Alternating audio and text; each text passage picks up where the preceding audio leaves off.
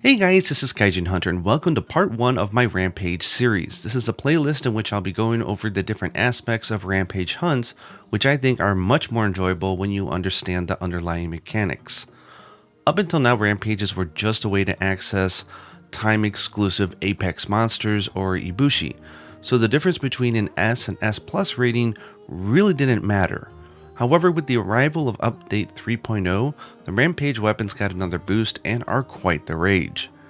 In many cases, they're solid weapons that are not that far off from the top tier ones and make up for that little gap with some enticing features, such as the ability to customize the sharpness and elements to your playstyle and change the appearance of the weapon as well.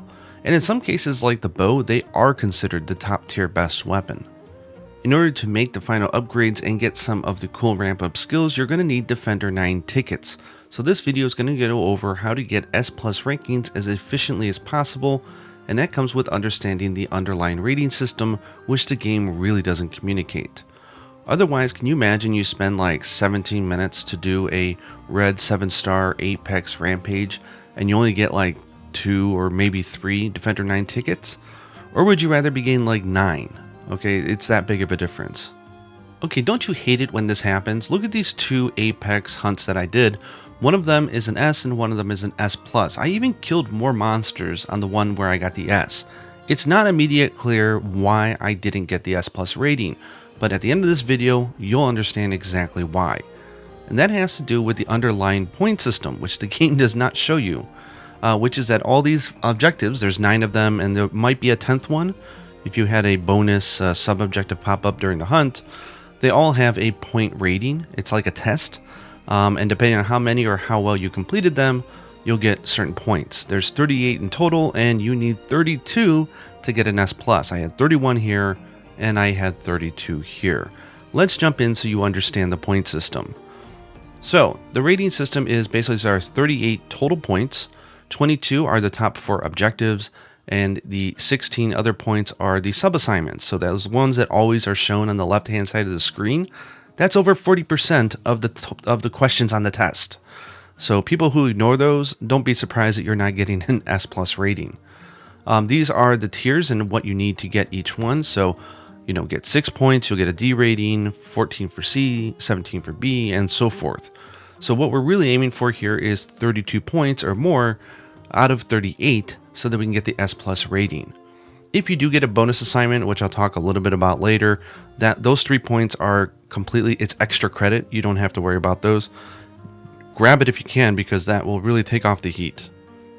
Okay, so for the top 4 objectives, they're quite understandable, right? Defend a gate just means don't lose. Defeat the boss. If you're fighting Ibushi or an Apex monster, it's 6 points.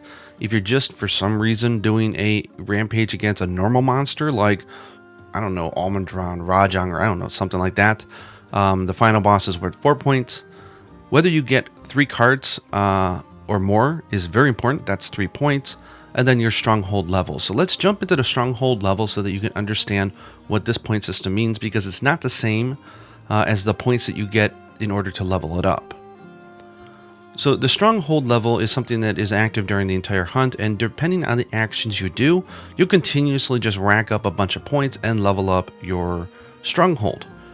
Approximately there's 23,000 points. I did all this through manual counting, so there may be some small differences or mistakes here or there, but this will give you a general idea of the bars showing about how many points you need in order to clear that level and get to the next one. So you can see it starts out really low. You only need 500 points to get to level 2, which is why you notice the sub-assignments, the middle assignment here. So if it's the second or third of the sub-assignments, if you clear it, like let's say setting up 15 hunting installations, you can become level 2 and unlock cannons before you even begin the rampage. But there are some other things in here which make a big difference, and it explains why some players can get level 10 and some are stuck at 8 or 9. That is probably going to be mostly the final gate bonus. It's anywhere between 600 to 1,000 that you can earn. 1,000 means like the monsters didn't even touch the final gate. You managed to defend them off. You did really good. 600, I think it means that they hit it a few times and it's not a big deal. So that's really good. Also, if you're able to kill all the monsters fast enough, you're able to exhaust all of them before the timer runs out for each wave. you'll get that complete repel bonus, which is 1500 points, which is huge. And if you're really lucky and Magnamalo shows up and you take him out, that's an additional 1500 points, which is great. Just so you know, it says repel a ruffian in the middle and it's worth 500. You don't have to think about these things, they're just monsters. But a ruffian is the one with the silver sort of frame around the monster image at the top right.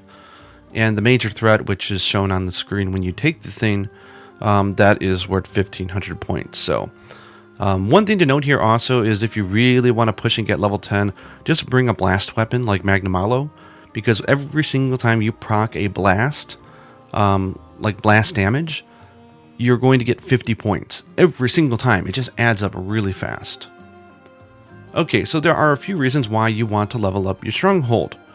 One of them, of course, is the overall rating. We want an S+, so we want to make sure that we fall between, let's say, 8 and 9, and if we can, we want 10, but it's not worth, like, losing sleep over. Don't worry too much about that. As long as you get, you know, the level 8 or 9, which I think most of you will, you'll get 5 points, so don't sweat it.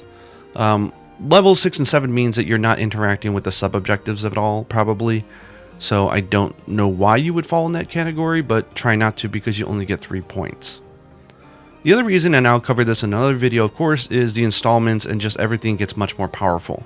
Like cannons at level 2, you get the bait and the dragonators at 3, buffed up ballistas at 4, final upgrade for them at 7, and stuff like that. So this will be another video I'll cover and how to most efficiently use these installments. There's one other thing, which is the counter signal. So anytime you have a wave of monsters, you have 2 hordes, right? The first horde comes in, and then the second horde comes in. And the second horde is where the final boss of that wave shows up. When they show up, you get a free counter signal. This is designed to get the heck off of those hunting installments, get down there with your weapon, and whack away. So you should be focusing on sub-objectives, like using cannons and stuff during the first half of the wave, and just hitting people with weapons in the second half, because the multiplier is huge here. Don't sit there pew-pew-pewing with a ballista trying to clear everything unless you have an objective specifically and the other hunters are down there doing it. Otherwise, you're just going to take a very long time to finish the rampage. The other thing is, of course, you do get 1 counter gong per area, which I'll cover in another video. It's only worth 60 seconds, but if you're feeling overwhelmed, throw that thing on and you can destroy everything that is down below. So that explains the 4 top objectives. I think they're pretty understandable. Defend the gate, defeat the boss, get 3 or less carts, and level up your stronghold. Now let's talk about sub-assignments, because these are the ones that most people don't understand. Let's assume that you're going to get your stronghold to level 8 or 9, which I think is average for every player.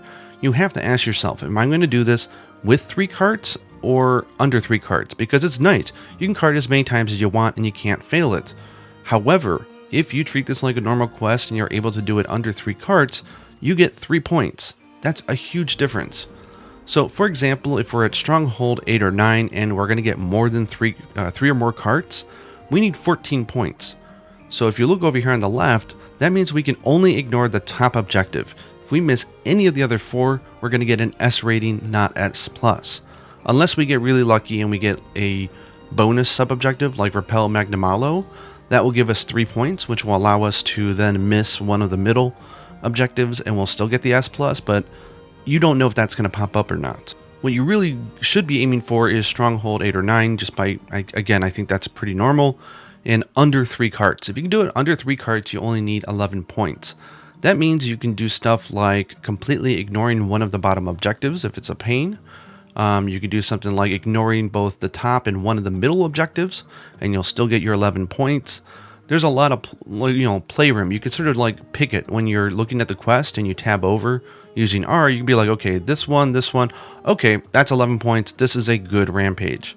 I will actually recycle my list by going and completing a quest or purposely failing a quest in order to refresh my rampage list to make sure that I have a good one. One where I'm like, okay, I can clear the middle and bottom ones very easily. And of course, if you can get really good and you get up to Stronghold 10 and you get under 3 carts, which I assume is going to be the case if you're getting your Stronghold up to 10, then you only need 10 points. So you could do, just something like the bottom 2 and the top 1, and that's it. You can ignore the middle ones completely. Or you can do both 2 middles and 1 bottom, and that's it. So you get very lucky as you get better. And here are the sort of sub-assignments, all of them. They're not random in the fact that the numbers are decided behind whether it's a top, middle, or bottom objective. Here is the values, and here are the different ones here. So this is why you'll notice if it's set up hunting installations on the very top, it's only 10 of them because it's a lower point 1. If it's in the middle, it's 15, and if it's one of the bottom 2, it's 20. Having this on the bottom is chef kiss, because you could just spam that by holding A and then just replacing the same cannon or ballista in the same area, and you can get that done before wave 1 even starts.